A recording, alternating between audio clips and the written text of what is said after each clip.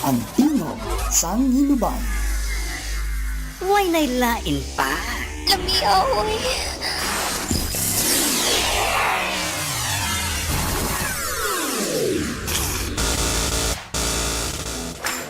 Oh man, that tune was so dope. 100.5 FM. Get ready to feel the beats. It's about to get down.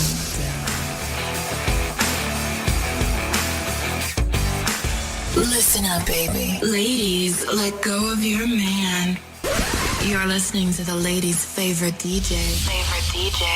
Bringing you the best in hip-hop and R&B. You're getting busy? Are you ready for something new and hot? This is 100.5 FM, your Alagan Radio.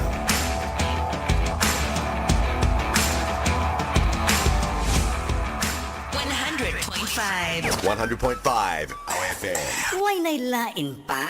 Lami, oy.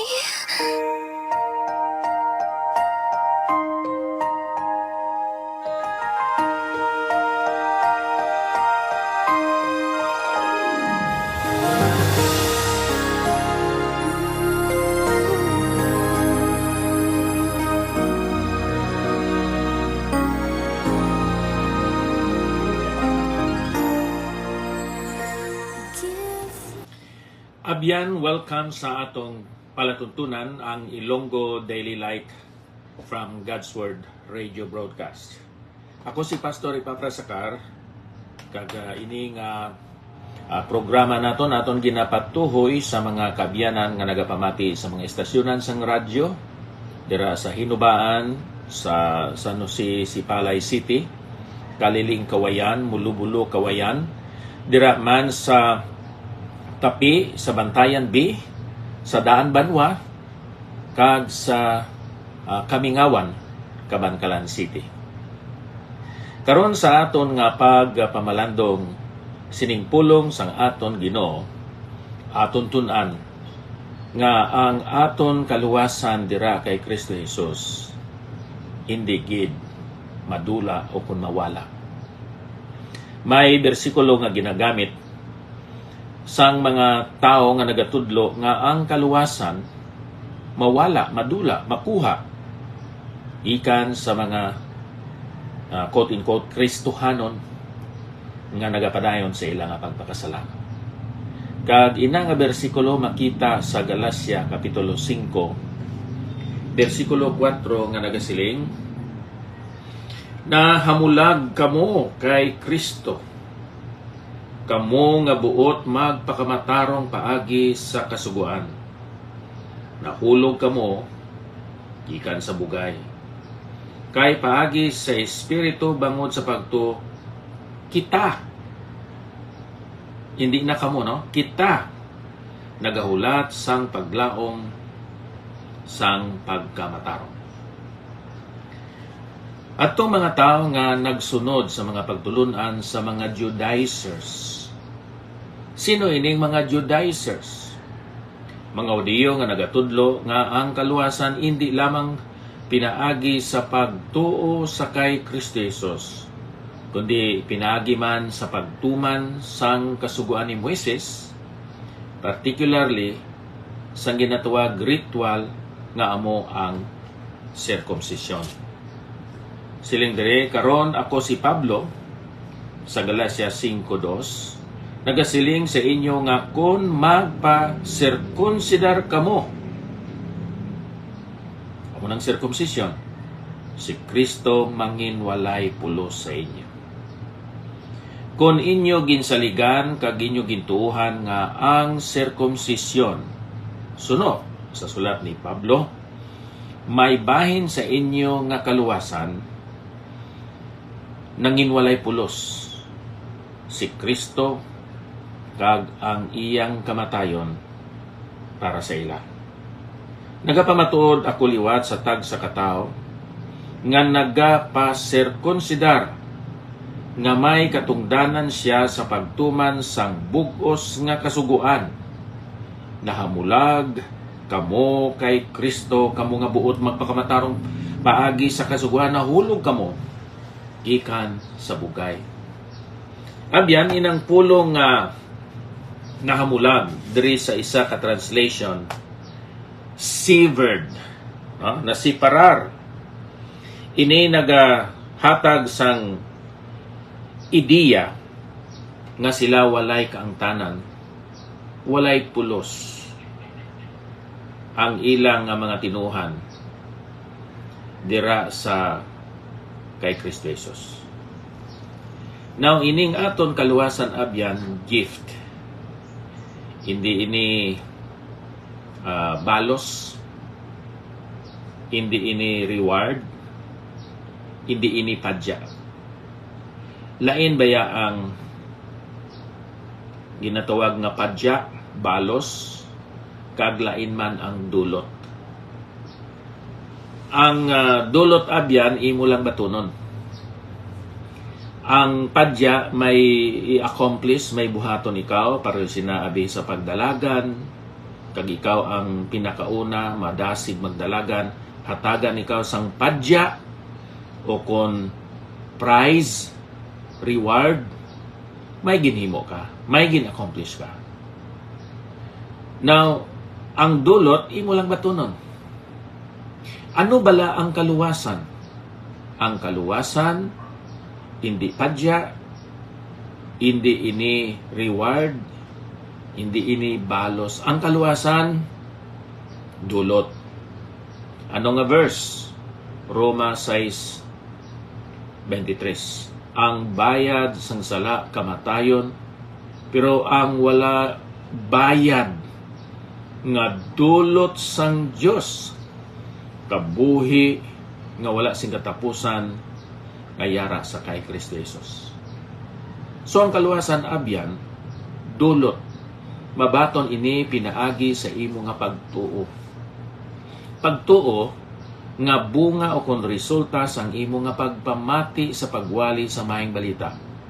Roma 10:17. Dira man sa 1:5-24 siling na Ginoong Hesus sa English, verily, verily I say unto you, he who hears my word and believes on him that sent me has everlasting life and shall not come into condemnation, but is passed from death unto life. He who hears my word, so gapamati, and believes on him that sent me, nagatuo, nagasalig. Kag kunin mo si Saon man ang Efeso 1:13, in whom you trusted, after you have heard the good news or the gospel of your salvation, in that you believed, you trusted, and because of that, you were sealed with that Holy Spirit of promise. So mayara pagwali, mayara pagpamati, resulta ang pagsalig.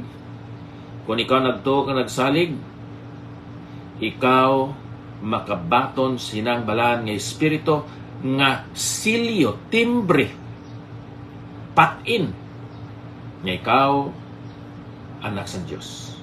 Kagining balaan nga espiritu nagadala ni siya abyan sang eternal life. Ato bilang eternal life ni Ginoong Hesus, kag ina nga eternal life, eternal gina, hindi na iya bawi-bawion. Kung mabawi lang man ang aton nga kaluwasan, on the first place, ang aton gali nga baton, in the eternal life, in the everlasting life. Ang aton na baton, temporal, bawi-bawi nga life. Hindi ba la? So, ang atong kaluwasan, kay nakabato naman kita sang eternal life, magapadayon ini. Kay ang Diyos nagsaad, kadamo sa mga bersikulo, siling dira sa Lucas 20:36, ining upod-upod ni Apostol Pablo, nga si Dr. Luke, nakasaksi, nakabati sa mga pagpamatuod kag pagwali ni Apostol Pablo. Silinya diri sa Lucas 20:36, ini pagpamatuod sa aton nanungod sa kalig-on sang aton nga kaluwasan. Kay indi na sila sarang mapatay, kay kaangay sila sa mga manugtunda, kag mga anak sila sang Dios sanglit nga mga anak sang pagkabanhaw. The children or sons of the resurrection. Amo ini ang ginhambal ni Ginoong Hesus. Karon ano pa gid ang gindugang ni Ginoong Hesus sa 1 Kapitulo 10 versikulo 27. Ang akon mga karnero nagapamati sang akon tingog, kag nakilala ko sila, kag nagasunod sila sa akon, kag nagahatag ako sa ila sing kabuhi nga walay katapusan, kag indi nagid sila mawala, kag walay isa nga makaagaw sa ila sa akon kamot. 29. Ang akon amay nga nagahatag sa ila sa akon, dako pa sa tanan, kag walay makaagaw sa ila sa kamot sang amay. Abyan, una-una or just imagine, ikaw nga nagapamati sa sining mensahe dira sa radyo, ang kamot nimo nga wala, amoy na abi ang kamot ni Ginoong Hesus. Kag ako karon nagauyat sining clicker, akon itungtong ining clicker sa akon wala nga kamot. Kag ining tuo ko nga kamot, abyan, akon i-clasp sa sining wala ko nga kamot nga nagauyat sang clicker. Hindi na gid ina mahulog. Just imagine nga inang wala nga kamot ni Kristo Jesus. Ang akon tuo nga kamot amo nang kamot sang gamhanan kag makusog, powerful nga amay. Ining clicker naga-represent sa akon na nagsalig kay Kristo Jesus. Hindi na gid ko makalampuas, hindi na gid ko makalukso halin sa sining kamot sang amay kag sang anak nga si Ginoong Hesus. And I, Jesus Christ, said, give them eternal life and they will never perish. Neither shall any man pluck them out of my hand. Then, nagpadayon sa verse 29, ang akon amay mas gamhanan sa tanan, kag walay bisan sino nga makaagaw sa ila sa kamot sa akon amay. Abyan, kung ikaw matudtuod gid nga Kristohanon, hindi mawala ang imo kaluwasan. Salamat kag dalayawon ang Dios. Busa magkabuhi ikaw nga matarong, butanan, kag Dios non sa sini nga kalibutan. Himuang ang imo kabuhi manginhuwaran, modelo, ehemplo nga nagapasiga ikaw sang suga, agod nga ang mga tao dito sa kadulom makakita. Ikaw kaangay sang isa ka parula nga makita sang mga tripulante o kung nagapanakayon sa dagat, agod nga magiyahan sila. Inang parula nagapahibaluman nanungod sang mga delikado o kung kululbaan nga mga lugar. Ang imo kabuhi nagapahibalo sa mga tao nanungod sa mga delikado nga mga butang sa ila kabuhi. Inang parula nagagiya sa mga tao sa ila pagpanakayon. Kabay pakuntani ang imo nga kabuhi mangin giya man sa mga tao sa ila nga journey sa sining nga kalibutan. Ikaw may kasiguraduhan na sa imo nga kaluwasan. Ginuyatan ikaw sang gamhanan nga kamot ni Jesus kag sang powerful nga kamot sa kamay. Busa Kabay pa kuntani nga imo pasalamatan kag alagaran ang Dios sa imong kabuhi. Tungod kay siya nagahatag sining dulot, sining libre nga dulot sang kaluwasan, sang kabuhi nga wala sing katapusan dira sa kay Kristo Jesus.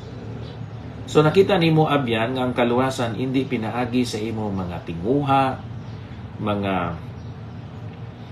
sa Cebuano paningkamot, sa imo nga mga maayong buhat, reliyon, edukasyon, posisyon sa gobyerno kung sa katilingban, o kung ano pa dira nga mga accomplishments. Ini dulot, gift of God. Hindi ni reward of God. Dulot, bato na ini pinagi sa pagtuo. Sigurado ang aton kaluwasan sa katapusan tungod kay wala ini nagdepende sa aton nga kusog kag pagpabalhas o kon sa aton reliyon. Ini na sandig, ini gintukod dira sa natapos nga buhat ni Ginoong Hesus sa pag-aman sang aton kaluwasan dito sa cross sa Kalbaryo. Siya gilubong kag siya manabanaw. Dalayawang gid ang aton Ginoo. Dios nga balaan. Amay namon. Salamat sining mga pagtulunan. Ginhatagan nimo kami sang sufficient, complete, final, guaranteed nga klase sang kaluwasan dira sa imo bugtong anak. O Dios, may mga delikado nga mga butang o mga hitabo, nagakalatabo, hindi lamang diri sa amon pungsod, kundi bisan pa sa bugos nga kalibutan. Hindi kami masurprise ini. Kaya gintag na ini dira sa bisan pa sa Mateo 24:25. Prophesy man ini dira sa 2 Timothy chapter 3 kag bisan pa dira sa Revelation. We are longing, we are anticipating and expecting your Son to come and snatch us away from this world, evil world. And thank you for that hope and security in Christ Jesus. Sa iyang ngalan kami nagaampo. Amen. Okay, Nyrel, salamat sa imong nga pag-replay. Sining aton segment karon. Day Hopper, Moiko, mayong buntag, dumayo ka na mag-sinibuan na, day. Annabel Resenti Mata, ma'am, thank you. Roland Magahin, thank you. Pastor Bacolod, good morning. Abner Moreno, mayang aga. Vilma de Vera, dira pa sa Pangasinan, kakay ng Lydia sa Kabangkalan. Ang Diyos magpakamayo sa aton nga tanan. Siya naguna, nagaupod, kag nagasunod sa aton. Damo gid salamat.